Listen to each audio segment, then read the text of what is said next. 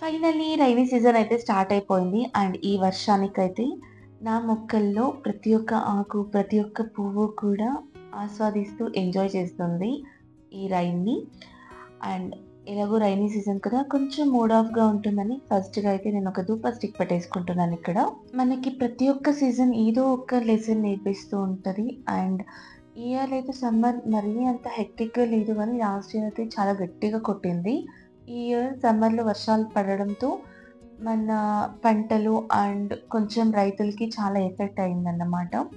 So, ఆయా సీజన్‌కి తగినట్టుగా మనం మార్చుకోవడం మనల్ని ఒక బెస్ట్ వే అనే చెప్పొచ్చు. ఇక్కడైతే నేనొక మంచి కాఫీతో నా ఈవినింగ్‌ని స్టార్ట్ చేస్తున్నా. అండ్ రిషికైతే టర్మరిక్ మిల్క్ ఇచ్చేస్తున్నాను.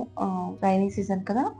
కొంచెం ఇన్ఫెక్షన్స్ ఏదైనా ఉన్నా కూడా తగ్గిపోతుంది అండ్ రాకుండా ఉంటాయని అంతే. సో, ఎవ్రీడే అయితే కాఫీ తీసుకోను. బట్ ఎందుకో ఇలా క్లైమేట్ మంచిగా అనిపించి సో, ఫోమింగ్ కాఫీ ఇలా చేసుకున్నాను. అండ్ రిషికి కూడా ఇక్కడ అండ్ ఈ పాలు అయితే మీన్స్ ఈ టర్మరిక్ పౌడర్ అయితే ఇంట్లోనే పసుపు కొమ్మలతో చేసింది. సో, కలర్ కొంచెం తక్కువ ఉంది. కానీ ఇంట్లో పండిండే దానితో చేసిన పౌడర్ కదా! కొంచెం హెల్త్ వైస్ మంచిది అనిపించింది. అండ్ నేనైతే ఇక్కడ నా కాఫీ కప్ పట్టుకొని కొంచెం ఆ వెదర్‌ని ఎంజాయ్ చేస్తున్నా. అండ్ ఈ వీడియోలో అయితే మాన్సూన్ హ్యాక్స్ చూపిస్తున్నా. అండ్ రైనీ సీజన్‌లో నేనెలా చేసుకుంటా కొన్ని థింగ్స్ అని ఈ వీడియోలో చూపిస్తున్నా. వీడియో గనుక నచ్చితే లైక్ చేయడం మర్చిపోదు. అండ్ ఛానల్‌కి సబ్స్క్రైబ్ చేయడం కూడా మర్చిపోవద్దండి. సీజనల్ చేంజెస్ వల్ల షుగర్ ఏమవుతుందంటే కొంచెం మాయిస్ట్ ఫార్మ్ అవుతుంది. అండ్ అప్పుడప్పుడు చీమలు కూడా వచ్చే ఛాన్సెస్ ఉంటాయి. దీన్ని అవాయిడ్ చేయడానికి నేను ఇలా కొన్ని 5-6 లవంగాస్‌ని షుగర్ డబ్బాలో వేసి పెడతాను. సో, దీనివల్ల మాయిశ్చర్‌ని గానీ చీమలు రాకుండా ప్రొటెక్ట్ చేస్తుంది. అండ్ రైనీ సీజన్‌లో ఇంకొక ఇంపార్టెంట్ ఏంటంటే సాల్ట్ మాయిస్ట్‌గా ఫార్మ్ అయిపోయి కొంచెం గడ్డ కట్టేస్తూ ఉంటుంది. దీన్ని అవాయిడ్ చేయడానికి నేను జాకాయి దీంట్లో వేసి పెడతాను. ఆ మాయిస్ట్ కంటెంట్ ఏదైతే ఉంటుందో దాన్నంతాను ఈ జాకాయి పీల్చుకుంటుందన్నమాట. తర్వాత రీప్లేస్ చేస్తూ ఉండాలి. అండ్ ఇంకా కొన్నైతే పురుగులు పడే ఛాన్సెస్ ఉంటుంది. బికాజ్ అంత ఎండ, వేడి ఉండదు గాబట్టి, ఈ పల్సెస్‌లో, దాల్స్‌లో అంతాను పురుగులు పడే ఛాన్స్ ఉంటుంది. ఆ పురుగుల్ని అవాయిడ్ చేయడానికి నేనిలా ఒక రెడ్ చిల్లీస్‌ని ఎవ్రీ పల్సెస్ కంటైనర్స్‌లో వేసి పెట్టేస్తాను. సో, ఇదేంటంటే నాకు మంచిగా హెల్ప్ అవుతుంది. లైక్ రెడ్ చిల్లీ కావచ్చు ఆర్ బే లీఫ్ కూడా ఉంటుంది కదా! బే లీఫ్ ఇవి రెండిట్లో ఏదైనా ఒకటి ఇలా వేసి పెట్టుకోవడం వల్ల పురుగులు పడే ఛాన్స్ అయితే చాలా వరకు తగ్గుతది. అండ్ నేను రైస్ అయితే కొంచెం కొంచెంగా తెచ్చుకుంటాను. బికాజ్ బల్క్‌లో ఒకేసారి తెస్తే ఆహ్, చిన్న చిన్న పురుగులొచ్చేస్తాయి. ముక్క పురుగుల్లాగా. సో, దాని గురించి నేను రైస్ కొంచెం కొంచెం తెచ్చుకుంటా. అండ్ ఇలా తెచ్చిన వెంటనే నేను కంటైనర్‌లోకి వేస్తాను కదా! అప్పుడు బే లీఫ్ ఒకటి పెట్టి వేస్తా. అండ్ కొంతమందైతే సాల్ట్ కూడా వేస్తారు. బట్ నాకెందుకో సాల్ట్ వర్క్ అవుతుందనిపించలేదు. ఇలా bay leaf or red chilli work అవుతుందనిపించింది. సో, దాన్ని నేను ఫాలో అవుతాను. నేను ఇలా నాట్ ఓన్లీ పల్సెస్, దాల్స్, రైస్‌లోనే కాదు ఇలా పిండిల్లో కూడా లైక్ గోధుమ పిండి, బియ్యపు పిండి ఇలాంటి పిండిలో కూడాను మనం ఏదైనా బాటిల్స్ ఆర్ షూస్ కొన్నప్పుడు ఇలా సిలికాన్స్‌ది ఒక ఇదొస్తుంది కదా! పాకెట్స్ దాన్ని స్టోర్ చేసి పెట్టుకుంటా. అండ్ ఇలా కంటైనర్ మూత ఏదైతే ఉంటుందో ఆ లిడ్‌కి ఇలా స్టిక్ చేసి పెడతాను. సో దట్ ఏంటవుతుందంటే ఆ మాయిస్ట్ ఏది ఫార్మ్ అవ్వకుండా ఈ సిలికాన్ జెల్స్ స్టాప్ చేస్తాయి. అన్ని పౌడర్స్‌లో కూడా నేను ఇలా చేస్తా. కొన్ని టైమ్స్ అయితే ఒక రెడ్ చిల్లీ కూడా వేసి పెడతాను.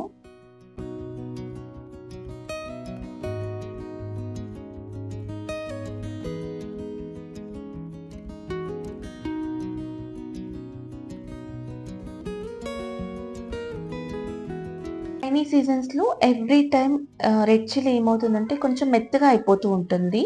దాన్ని అవాయిడ్ చేయడానికి నేనిలా స్టవ్ పైన పాన్ పెట్టి కొంచెం వేడి చేసి బాక్స్‌లో స్టోర్ చేసి పెట్టుకుంటూ ఉంటాను. దీనివల్ల ఏంటంటే అది మెత్తగా కాకుండా ఉంటుంది. అండ్ స్మెల్ కూడా రాకుండా ఉంటది. ఇంకొకటి మనం ఇంట్లో సీజన్స్ బట్టి అండ్ రైనీ సీజన్స్‌లో మోస్ట్‌లీ కర్టన్స్, విండోస్ అంతా క్లోజ్డ్‌గానే పెట్టింటాం.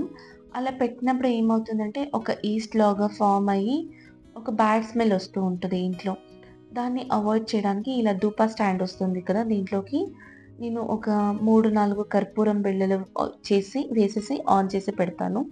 దీనివల్ల వచ్చే ఫ్రాగ్రెన్స్ ఇంట్లో ఆ మాయిస్ట్ కంటెంట్‌ని అండ్ ఆ ఈస్ట్ ఫార్మేషన్‌ని స్టాప్ చేస్తది.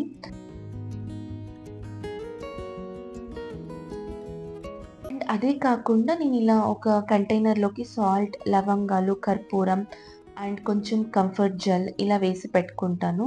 సో, ఇలా అక్కడక్కడ కార్నర్స్‌లో పెట్టడం వల్ల ఏంటంటే ఒక మంచి ఫ్రాగ్రెన్స్ అండ్ ఒక మంచి వైబ్ వస్తది. అండ్ ఇండోర్ ప్లాంట్స్‌కైతే మనం రెగ్యులర్‌గా వాటర్ చేసే అవసరం లేదు. సో, ఇలా జస్ట్ దాంట్లో మాయిస్ట్ ఉందా లేదా చూసుకొని ఒక 3-4 డేస్‌కి వాటర్ చేసుకోవాలి. అండ్ ఇంకా కప్‌బోర్డ్స్ విషయానికొస్తే బట్టలన్నీ ఉన్న ప్లేస్‌లోనే ఉంటాయి కదా! సో, అలా ఉండడం వల్ల గాలి ఎక్కువ రాక అండ్ కొంచెం డ్రైనెస్ తగలక ఏమవుతాయంటే కొంచెం అక్కడక్కడ స్మెల్ వచ్చే ఛాన్సెస్ ఉంటుంది. దాన్ని అవాయిడ్ చేయడానికి ఇలా జావద్రి పౌడర్‌ని టిష్యూ పేపర్‌లో వేసి ఇలా ఫోల్డ్ చేసి అక్కడక్కడ క్లాత్స్‌లో పెడతాను. సో దట్ ఏమవుతుందంటే ఒక మంచి స్మెల్ వస్తుంది అండ్ బ్యాడ్ బ్యాక్టీరియా ఏది ఫార్మ్ అవ్వకుండా ఉంటది. సో, ఇదైతే నేను ఎవ్రీ టైమ్ యూజ్ చేస్తాను. అండ్ ఆల్సో నేను పర్ఫ్యూమ్స్‌కి ఆల్టర్‌నేటివ్‌గా జావది పౌడర్‌ని యూజ్ చేస్తాను.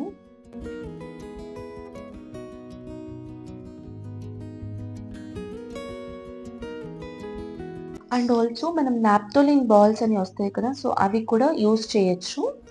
కొన్ని టైమ్స్ అండ్ అక్కడక్కడ కార్నర్స్‌లో పెట్టడానికి నాప్థోలిన్ బాల్స్ ఆర్ ఇలా ఎయిర్ ఫ్రెషనర్స్‌కి ఆల్టర్‌నేటివ్‌గా ఇది కూడా వాడొచ్చు. సో, నేనైతే ఇది స్టాక్ పెట్టుకొని ఉంటాను. సో, లైక్ అక్కడక్కడ పెట్టడానికి లైక్ బుక్స్‌లో ఆర్ షెల్ఫ్స్‌లో పెట్టడానికి. సో దట్ ఏంటంటే ఇన్సెక్ట్స్ అనేది రాకుండా ఉంటాయి. నేను ఇదైతే కంపల్సరీ ఫాలో అవుతాను.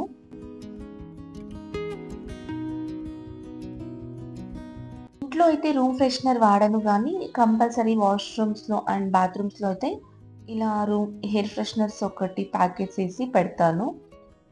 తర్వాత షూ ర్యాక్స్ మ్యాండేటరీ నాకైతే షూ ర్యాక్స్. సో, షూ ర్యాక్స్‌లో కూడా నాప్థోలిన్ బాల్స్‌ని వేయిస్తా. కానీ రైనీ సీజన్స్‌లో ఎవ్రీ వీక్ షూ వాష్ చేయలేము కదా! అప్పుడు నేను చేసే ఒక పనేంటంటే, ఇలా షూలోకి బేకింగ్ సోడా వేసి మంచిగా దాన్ని స్ప్రెడ్ చేసి, రిమూవ్ చేసేసి వైప్ చేయడం. ఇలా చేయడం వల్ల ఏంటంటే, షూని ఇంకా బ్యాడ్ స్మెల్ రాకుండా ఉంటుంది అండ్ ఫంగస్ ఫార్మ్ అవ్వకుండా ఉంటుంది. షూస్‌ని వాష్ చేయడం, అవి డ్రై అవ్వడం టైమ్ టేకన్ ప్రొసీజర్. రైనీ సీజన్స్‌లో ఇలా ఈ హ్యాక్ నాకు మంచిగా వర్క్ అవుతుంది. అండ్ ఈజీగా డ్రై అవ్వవు కదా! ఇలా చేయడం వల్ల స్మెల్‌ని ఇంకా అవాయిడ్ చేయొచ్చు. అండ్ ఆల్సో ఇలా షూ క్లీనింగ్ ఫోమ్ ఒకటి పెట్టుకున్నా. సో, దాన్ని యూజ్ చేసి నేను షూస్‌ని క్లీన్ చేస్తాను. జస్ట్ రైనీ సీజన్స్‌లో మాత్రమే ఇలా చేస్తాను. అండ్ రిమైనింగ్ ఎండ ఉంటే నేను వాష్ చేస్తాను.